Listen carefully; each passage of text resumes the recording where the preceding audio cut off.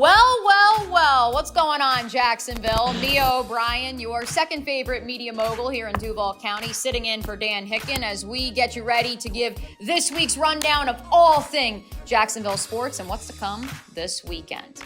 So yeah, as you may have heard, I have a new job. We'll get to that at some point down the line. But first, they did still let me into the Jaguars media availability on Wednesday as Trent Baalke and Doug Peterson met the media as the free agency period could formally begin as the league year for 2022 officially began. Here are my three big takeaways. Number one, I know so many of you are hoping for a wide receiver at number 33.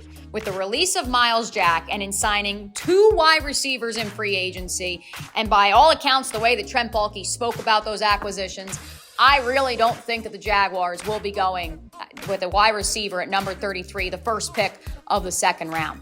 Fully anticipate them going linebacker, maybe even a guard at that position. Wouldn't be surprised with corner, although signing Darius Williams on the final day of the legal tampering period suggests that they probably stick to offensive line or they go with linebacker if they do, in fact, select Aiden Hutchinson at number 1 overall. My other big takeaways include the fact that I believe Brandon Linder will be released at some point in the next week. By many accounts, he and the Jags are working towards some sort of restructuring. Trent Baalke said Wednesday that they are on good terms, that they had a very productive conversation. Probably a productive conversation towards a release at some point there or another. That would save the Jaguars an additional $6 to $8 million, and that would allow them to spend even more than they already have in the free agency period. And my final observation, Trent Baalke was asked how comfortable he feels about his right tackle, and he literally took offense to that. So everybody in my mentions saying that, the Jaguars should trade Jawan Taylor, that all the offsides penalties, the holding penalties, this is year 4 of his rookie contract. He hasn't performed up to it. They're not paying attention to that in the building. I don't foresee them trading Jawan Taylor. Trent Baalke said that if anything, it's going to be Walker Little and Jawan Taylor battling it out because Cam Robinson will be your left tackle.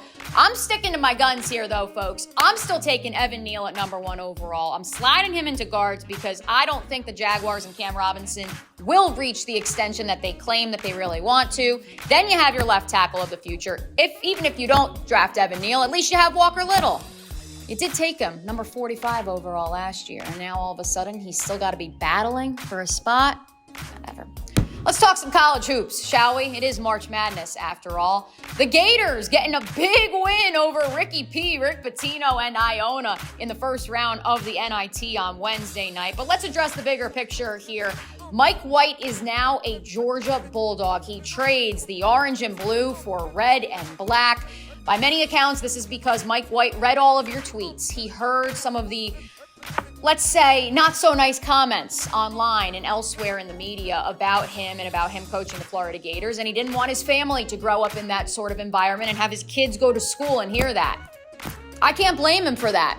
I mean, family comes first. Why would you want your young children to be growing up in that sort of environment? The question now becomes for Florida, who do they want to be?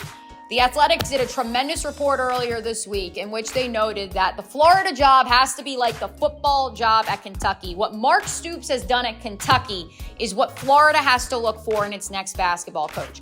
Mark Stoops is going to win 8 to 10 games every year and be competitive in the SEC West. Is he going to win a national championship? No. But he's going to deliver. He's going to develop NFL prospects like our guy Josh Allen and so many others that could be projected first-round picks in this year's draft.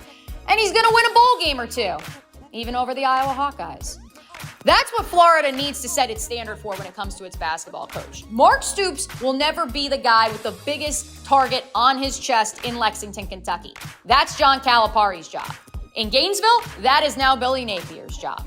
The basketball coach should not be the focal point of everyone's animosity and everyone's hype and circumstance around Florida Gator athletics. And so that is who they have to look for, a guy who's going to turn guys into NBA stars. He's going to consistently make the tournament.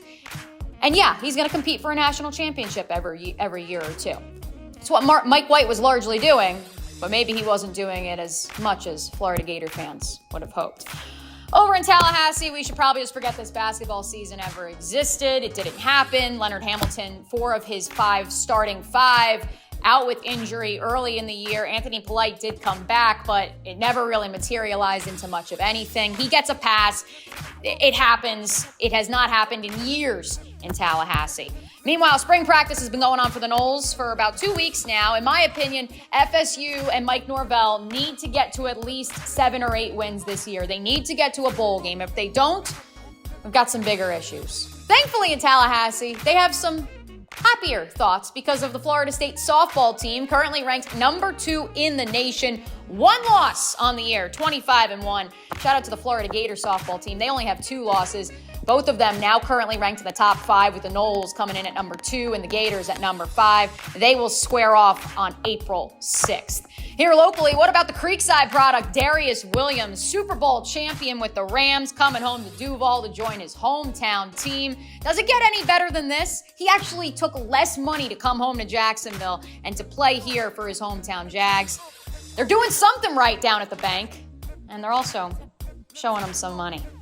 That's all we got today, ladies and gentlemen. Check out those local high school baseball and softball. Hey, of course, be sure to lock on in to March Madness. I know I will be, with the NCAA tournament, both the men's and the women's in full force.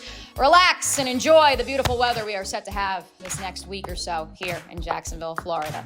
Until next time on Jacksonville's Weekend in Sports, I'm Mia O'Brien. I'll catch you later.